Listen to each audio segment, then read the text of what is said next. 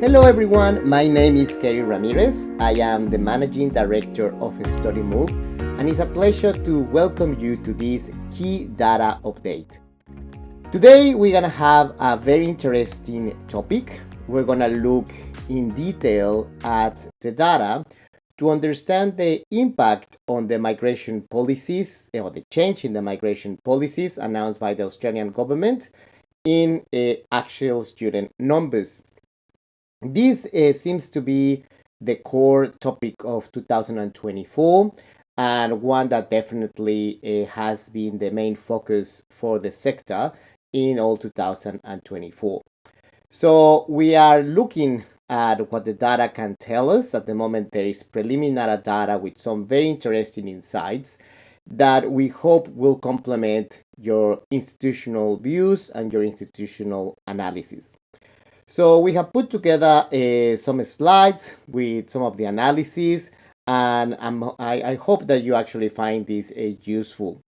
Of course, this information it's coming from what is available on the public domain. We at Studymove collect a lot of information, as you know, that it's available in the public domain. We have been looking for quite a long time to student visas data. And based on that, we're actually putting a series of insights that I believe will be interesting and useful for you. So our presentation is based on three main elements. I think it's useful to start this presentation looking back and trying to understand how did we get here. Basically, what was the main drivers that motivate the government to change their perspective in migration. From there, we're going to have a close look at the number of student visas lodged and granted. This is very, very useful just to understand and to get more perspective on the impact of the migration changes. And finally, after we look at the visas lodged and granted, we're actually going to have a closer look and how we can understand how some markets are reacting or not to this change in the migration policy. If you have any questions, we'll have time at the end of the session. You can actually put some questions or comments on the chat, but I will answer those ones at the end of the session. Or you can feel free to contact me directly. You know my email, keri@studymove.com, if you want to learn more about this. As I said, this is information that is on the public domain, so feel free to share and to distribute it, and hopefully this will actually help you to understand the changes and the challenges that we are currently facing in the sector. Now, before I really jump into the charts and the tables and the numbers, I really want to take a moment to acknowledge that this is probably one of the most difficult sessions that we are hosting. And this is difficult because we know that as part of the change on the migration policy, a lot of individuals have been affected by this. And I was once a prospective international student, and I remember vividly how when I went to the Australian embassy in Mexico City, I was very nervous, very stressed about the stage in which my visa will be lodged and processed, because that's the moment when your expectations and your dreams could actually be taken away. And we know that unfortunately, many prospective students around the world have been affected, not only them, but their families. And also we know that a lot of stakeholders in the sector, like education agents, have been affected too, which in many cases are just small businesses who, as a result of the changes, their financial commitments have been changed.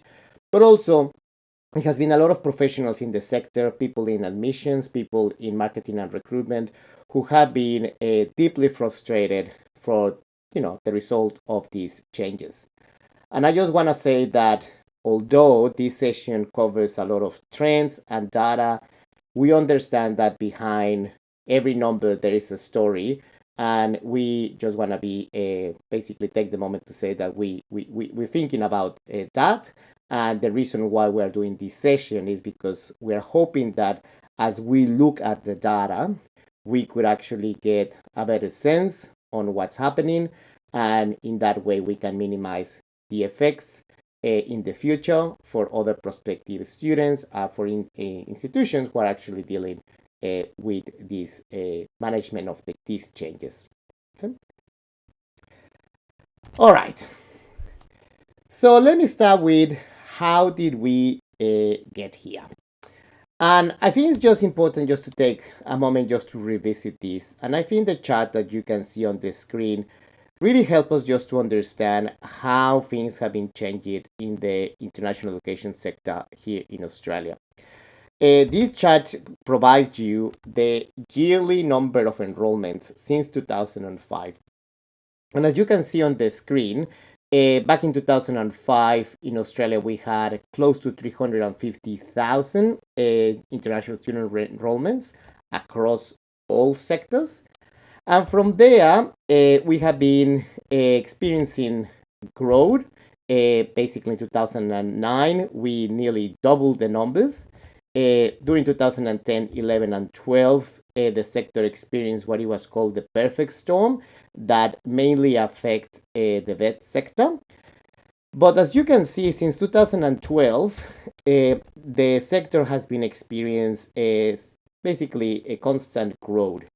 And back in 2018 and 2019, probably you don't remember this, the sector was actually questioned quite substantially about the number of students that we had here in Australia and how some institutions rely on international students.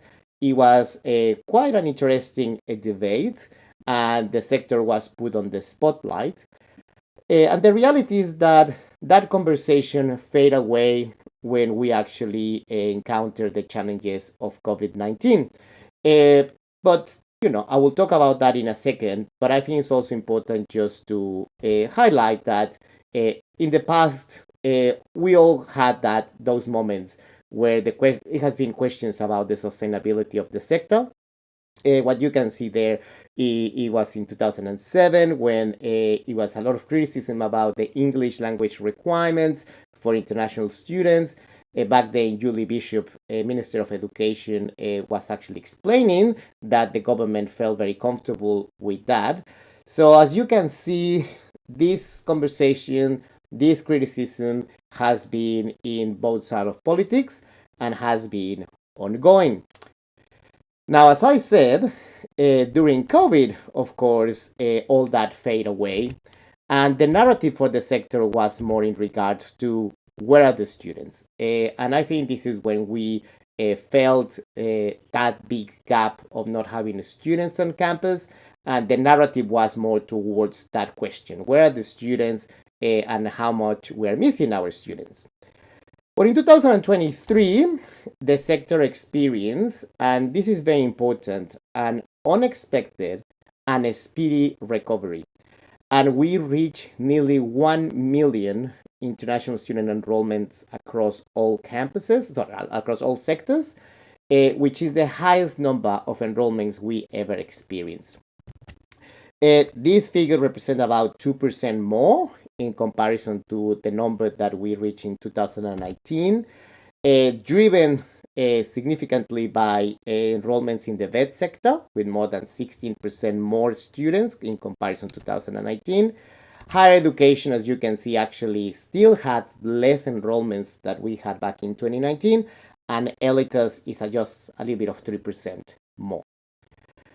Now, 2023, with this unexpected and speedy recovery, I think it's worth to look at and to see in detail what happened in this particular year, last year. When we look at the numbers for 2023 only, and this I'm just going to go month by month, trying to follow this story.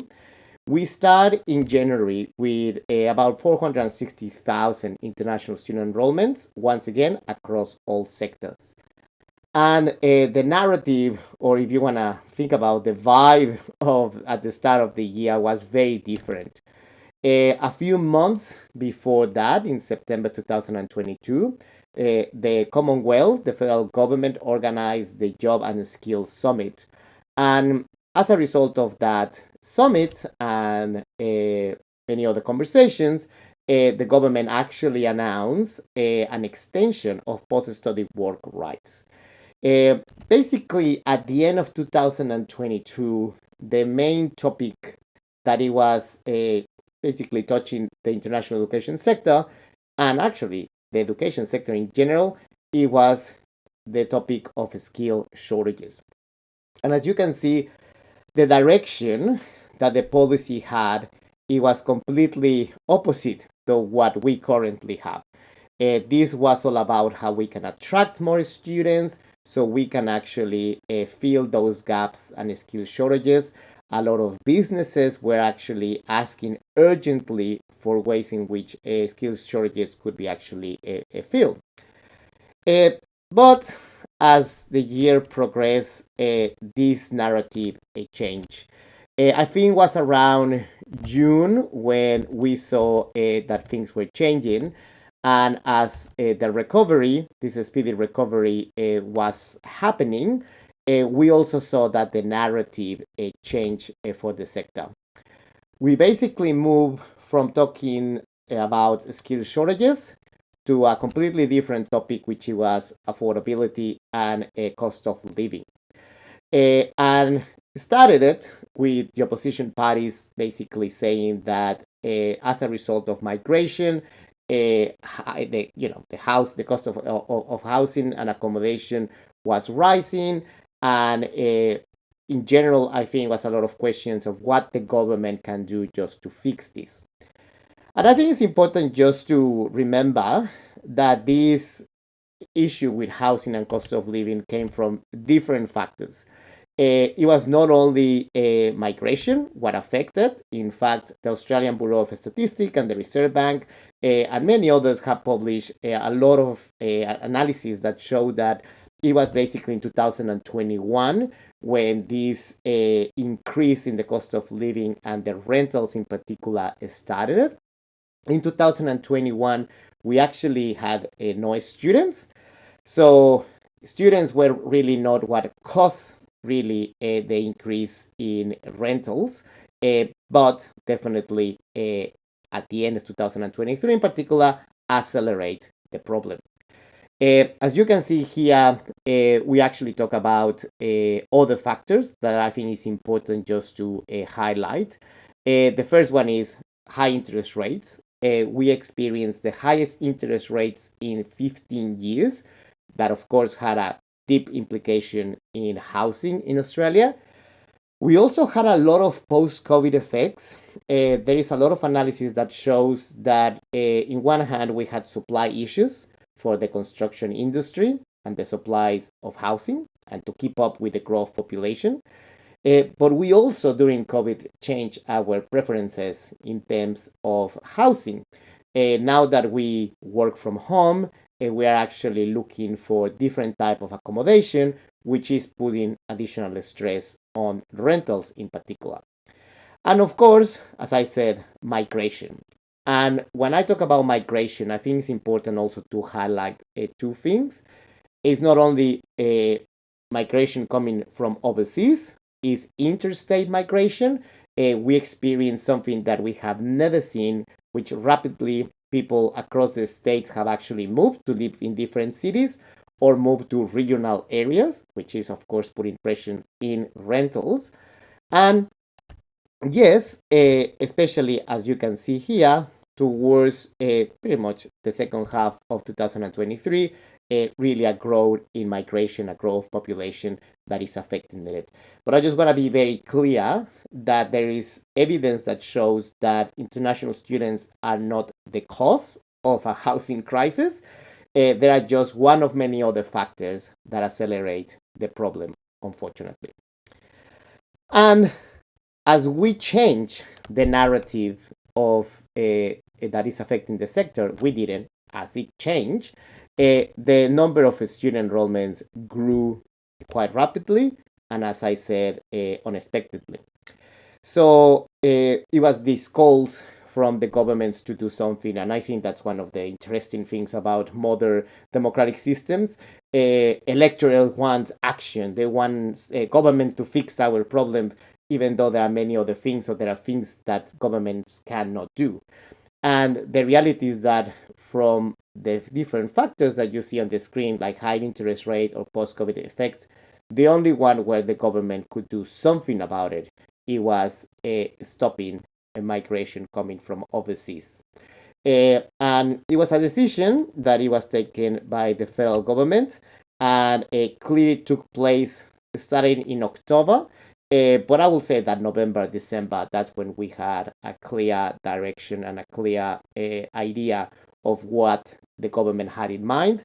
In December, in particular, the timing was not great, but it was about mid-December, just before Christmas. It was the publishment of the ministerial direction. And in general, the view is that what the government is looking is to reduce the number of student visas granted. But unfortunately, this new policy had an effect that probably it was a little bit unexpected, or it was not considered deeply, which, as a result of assessing in a more complex way the application of student visas, it was not only a reduction on the number of student visas granted, but it has been creating delays in the assessment of student visas. For many, many years, the Department of Home Affairs has been saying or reporting that it usually takes about 21 business days to assess a visa. I think that we definitely are experiencing a longer period across pretty much all markets and all sectors. And that delay in particular had an effect in semester one numbers in 2024, as many of the education providers have reported it. So it has actually affected in two separate ways. So that's how we, in 5 minutes, we got there. And what I think is quite useful is just to look at the data and trying to understand and to figure out what it has been the actual impact since the government implement these changes. And we are very lucky, and I have been saying this for many, many years, we are very lucky that we in Australia, we have a vast amount of information that we can analyze.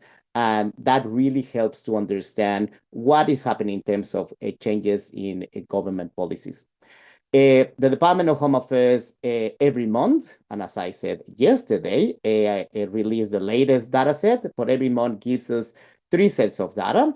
The first one is the number of student visas who have been lodged in every month. Then how many student visas have been granted month by month. And also what is called the grant rate, which is basically the percentage of student visas from the total that receive a granted visa. Okay? Now, this is a complete, the actual data set is a little bit complicated to manipulate, to look into it. It's a little bit clunky, the Excel. Most of the time actually is presented on a financial year. We work to put it in a term that makes more sense to us, which is calendar year. So I'm going to present you data on calendar year basis. But we think, and everybody can take a different view about this, that something that it really will help, and I'm going to present you the numbers, is to look at these data sets, looking at since October, which is kind of when the government changes were implemented, until February, which is the last data set, how things have been changing in comparison to 12 months ago, and also in comparison to the same period back in the pre-pandemic peak of 2019. So I'm just going to show you how things have changed in these 3 data sets and some of the insights in these 3 data sets based on that. Starting with lodged visas, and lodged visas are very useful just to understand something that I think will be crucial when in how we actually move forward. Because lodged visas give us an indication on how the demand will continue or not, or how attractive is still Australia under the new migration policies. I think that if we very quickly see that lodged visas are actually being reduced, that means that students are actually saying, I don't like this new migration policy, I'm going probably to look for other options. But I think that's why it's important just to see this particular area so we can actually see how things are moving. And before I go to really measure the impact of migration, just to get some perspective, I'm just going to give you the overall yearly figures, the historical yearly figures across all sectors in the number of visas who have been lodged historically. In 2018, for example, we had about 380,000 visas lodged, and then from there you can see the trend. And you can see the massive growth that we had in 2022, but especially in 2023, when we reached 540,000 visas lodged. A very significant growth, which basically shows how speedy and unexpected was the recovery of the sector in 2023, but also show the level of demand that the Australian education sector had in this particular year, 2023. All right. Now, to measure the impact of the migration policies, as I said, I'm just going to give you the comparison of the number of student visas lodged from October to February. And I'm saying it's October because that's really when the migration changes started. So in that period of October to February, we had about 210,000 visas lodged across all sectors. 12 months ago, the same period, about the same number. So we still, in comparison to what we had in 12 months ago, not really a big change. And still quite high in comparison to the same levels that we had back in 2019.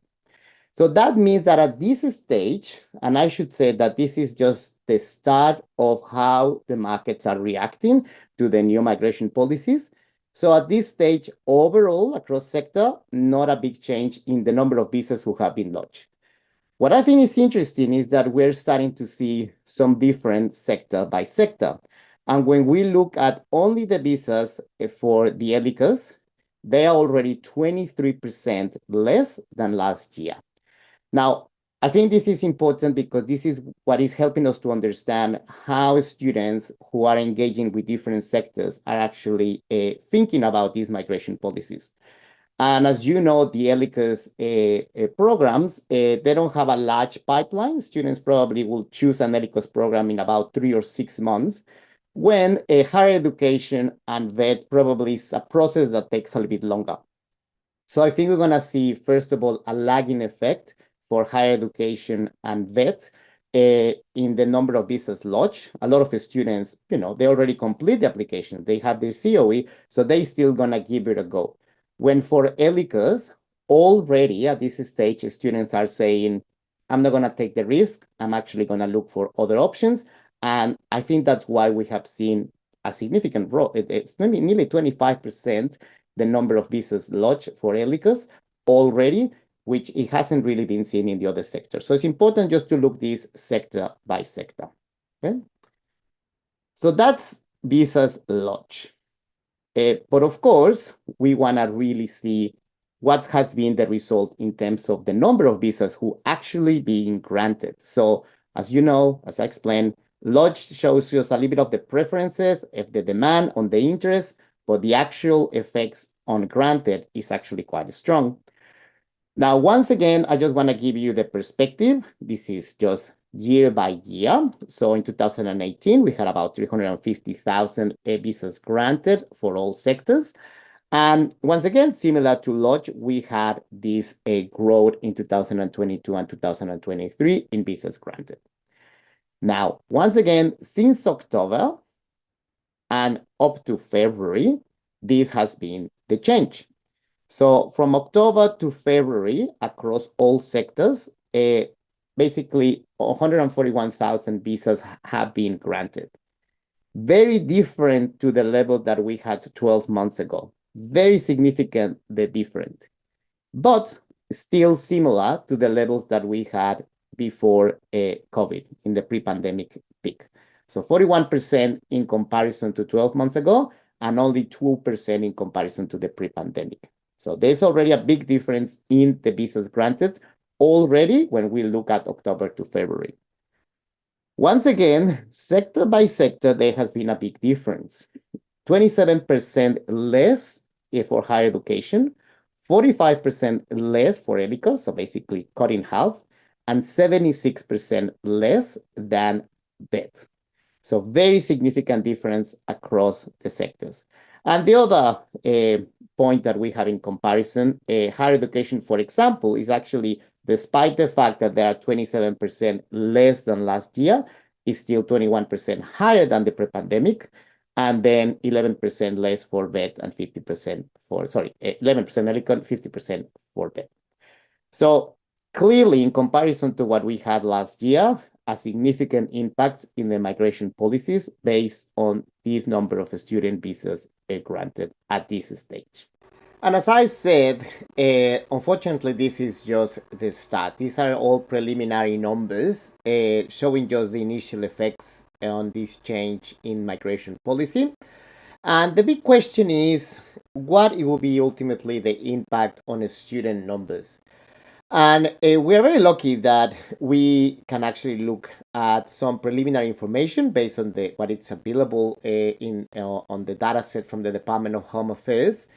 But I think what is important is that we need to understand that it's a combination of factors, what is going to allow us just to understand how market by market things are different, sector by sector are different.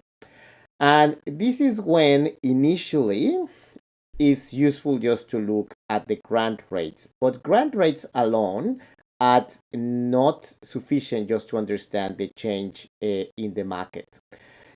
Before I go into that, let's look at the visas grant rate, which basically it's figures provided directly by the Department of Home Affairs that tells us what's the percentage of, based on the pool of a student visas lodged, what's the percentage of visas who had received who have been granted.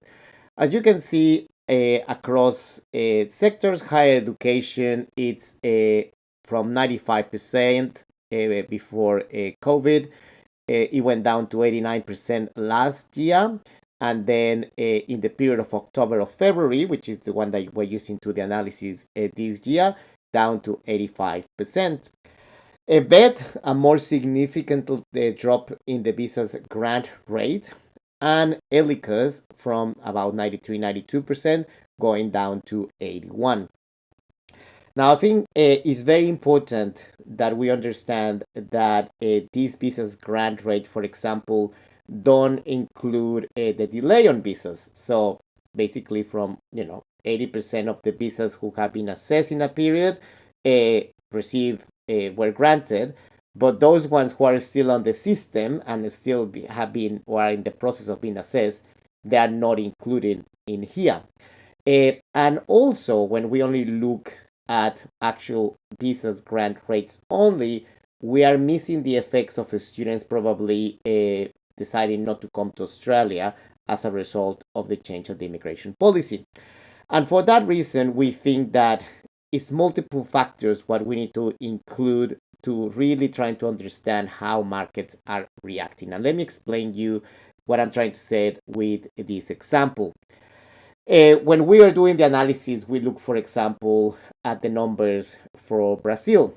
Brazil is the second or third large source country, depending which year you are looking, for BED programs. And when we look at the grant rates for Brazil, basically they have not changed significantly, which basically suggests that it's a market where nothing is happening. But what we identify when we look at the data entirely is the actual number of student visas granted has dropped significantly because less students are lodging their visas. So, before probably we had 5,000 students from Brazil, now only 1,000. So the grant rate is the same, but the volume of visas lodged is different. And also, it seems that there's still a large number of visas who have not been processed. And for that reason, when we actually look at the actual number of visas who have been granted in the same period since the immigration policies were implemented, as you can see on the screen, the numbers are significantly low. So we really need to look at different dimensions in the analysis so we can truly understand how markets are reacting. It's not only about just looking at these grant rates, we also need to look at the combination on how students are effectively engaging or not with us as a result of this new migration policy. And for that reason, we create this chart that I'm going to show you now. It's a data geek moment, but I will explain step by step what I'm trying just to achieve with this chart. In this chart, what we're going to present you is for different key markets in different sectors, what has been the change in the number of students visas lodged in comparison to same period last year, and what has been the change in the actual student granted rates, visas grant rates. So in the top of your screen, let me just go back. You're gonna see which countries or which markets are actually improving their student visas grant rates, which, spoiler alert, is pretty much nobody. In the bottom of the screen, you're gonna see the countries who are actually having a worse student grant rate, which, as we expect, is many of them. But to really understand the effects of these migration policies, we also need to look at if students are actually lodging more visas or not, or if we're actually they're deciding not to go ahead and they don't feel as attracted by Australia as a study destination. And that's when you're gonna see in the horizontal side of the chart. So if more students are actually lodging visas in comparison to the previous year, the difference will come in that side of the screen. And if it's less, it will be in the other side of the screen. Okay? So once again, sorry for the data geek moment, but this chart, as you're gonna see, really explain what is happening in some markets. And let me give you an example. Just to make it clear, if markets are in this particular area, is the best scenario, but we know that the majority, unfortunately, are heading to this side when we actually gonna see worse grant rates and actually less students lodging their visa. Okay. So as I said, let me give you an example. And these are the top 20 markets for English language. And every dot represents the result of each top market. And this is when it's very interesting just to see it in this way. For example, let me just show you 3 that I find that are very interesting. Starting with Colombia.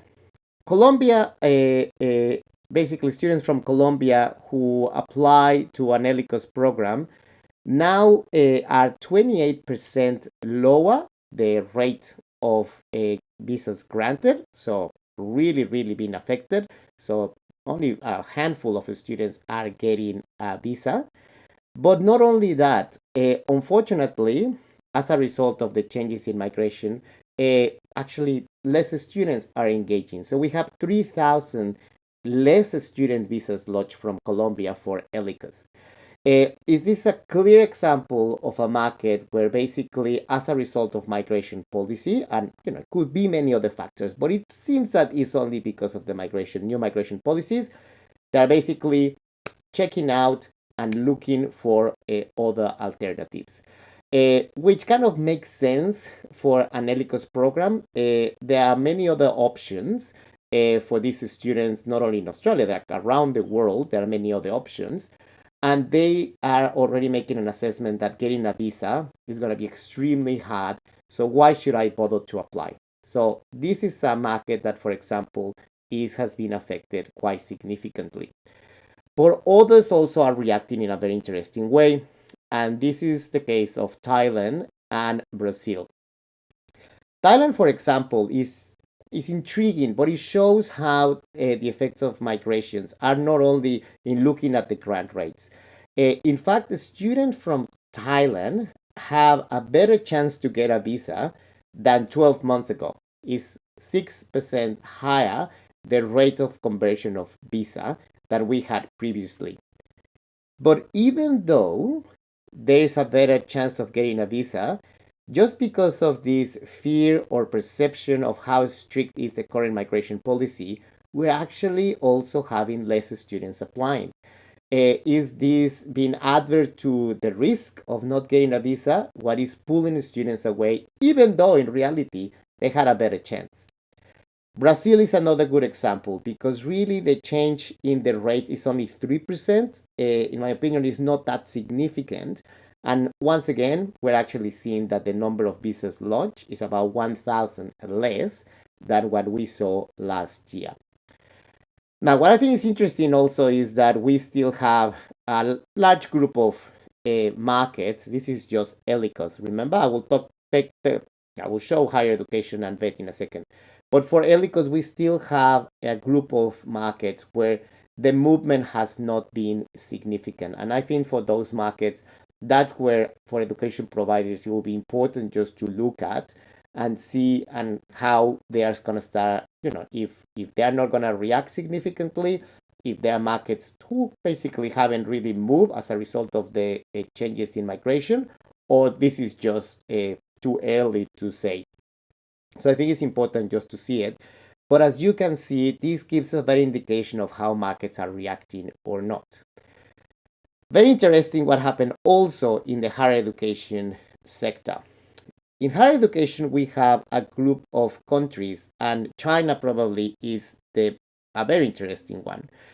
China really, the student visa grant rate has not changed. It's only 1% below what we had 12 months ago. So basically, there is not a big change, and as a result of that, and because of market conditions, we have about 5,000 more students lodging their visas. So 4,000 more than when we had 12 months ago. And this is when these differences across markets are very interesting and very important to follow. Bangladesh, for example, is 6% less, but we still have close to 2,000 students more lodging their visas. Sri Lanka and Vietnam, the same. Like the impact is there, but we still have this interest and demand for higher education programs from these particular countries. Now, others are reacting completely different, and this is actually quite a difficult one. India, the second largest source country for higher education. So the rate has changed 8%, and we already had more than 3,000 student visas lodged, less than the same period last year. We know how competitive is this market. We know that students are looking for other destinations, and I think this data shows how students and that market is changing. Pakistan is another one that is interesting. It's a top 10 market for higher education, and that's one that significantly has changed the student visas grant rates. Once again, this I think brings some perspective on how different markets are changing, and I'm hopeful that this analysis will help institutions just to adjust and to understand the effects of the migration policies on the student numbers. Once again, we all still have a large group who are still in the middle, close to zero. So it hasn't been a significant change on the visas, and also hasn't been a significant change in the number of visas lodged. And I think it's interesting just to follow those ones. Finally, I just want to share with you vet. The vet sector, it has a more dispersed group. We don't have a group in the middle. It's basically dots all over the place. But I want to just show with you what happened here with Colombia, for example. Colombia, as probably you remember, when I showed you the same graph for ELICAS, was in the other side of the screen. So students for this particular nationality, when they're engaging in ELICAS, they decide to completely change their view. For ELICAS, they are basically checking out, but there is still interest from this group of students when it's all about vet. And this is when looking into the detail of the data can give us some very important insights just to understand how we could engage and how we can move forward in the next following months. Unfortunately, India and Pakistan also reacting against the new migration policies quite significantly, with less student visas lodged as a result also of a less favorable student visa grant rate.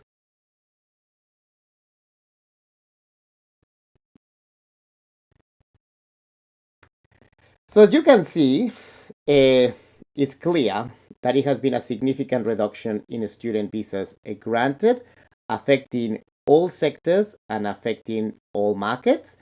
Uh, but it's more evident that these effects are affecting quite significantly more ELICAs and students for ELICAs and students for BET. And I think that this is a good moment just to remember that because of how complex is our international education sector, when you see that it's only affecting ELICAS and BET, that doesn't mean that could be eventually affecting other sectors or is affecting other sectors. We have, for example, institutions in TAFE that they offer at the same time programs for ELICO students, for BED students, and for higher education students. So one particular institution could be affected because they offer multi-sector programs to different type of students. We have universities that they have their own ELICOS program and ELICOS college that will be affected. But also, we have these intersector dynamics that are quite interesting, and I think it's important just to remember. A lot of the students, they start their journey in Australia in, let's say, for example, ELICOS or VET, and then for their decision or for maybe different factors, they decide to progress to higher education.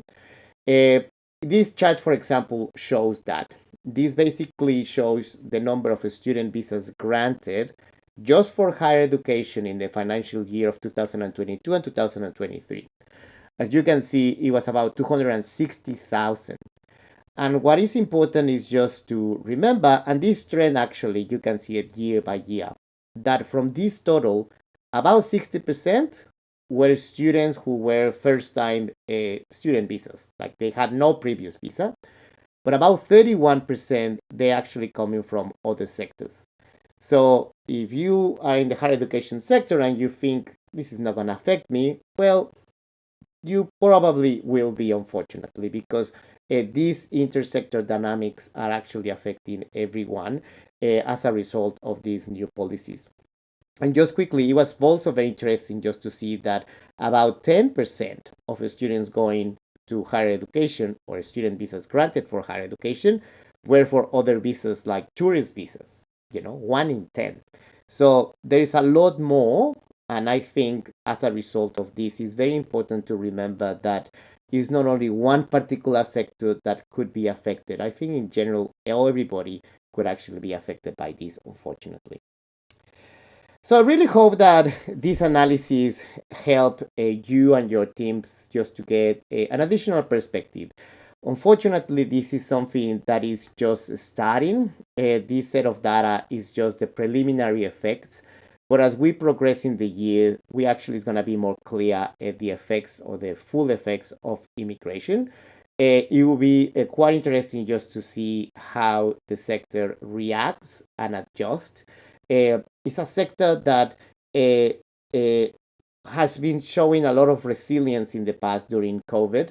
And I think that we're going to be able just to see how the sector readapts. But we need to be aware that it's going to be important just to make some adjustments.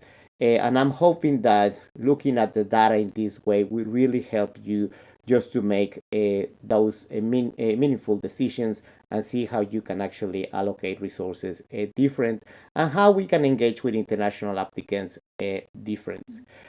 Just remember that it's highly recommended that we don't look only to one set of just one factor, I think, one metric. I think it's important just to see the combination of a couple of metrics that I show you in the quadrants to fully understand what's happening here.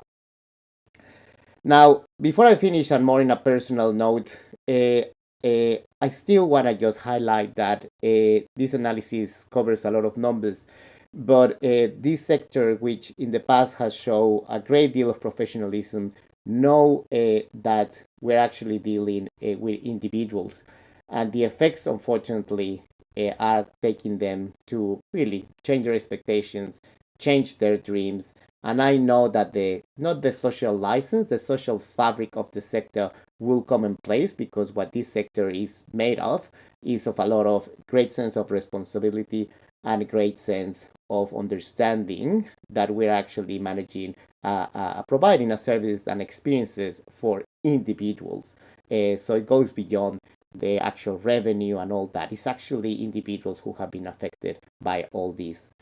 And on that note, hopefully, we will see a different tone in the conversation that exists at the government level. It could be government or opposition, where migration is blamed for everything. It's really, really unfortunate that we are having that conversation when the truth is that it's not like that. And it's really, really unfortunate that in a country that celebrates multicultural diversity, and it has been founded by a great element of migration, is put in that place, the migration.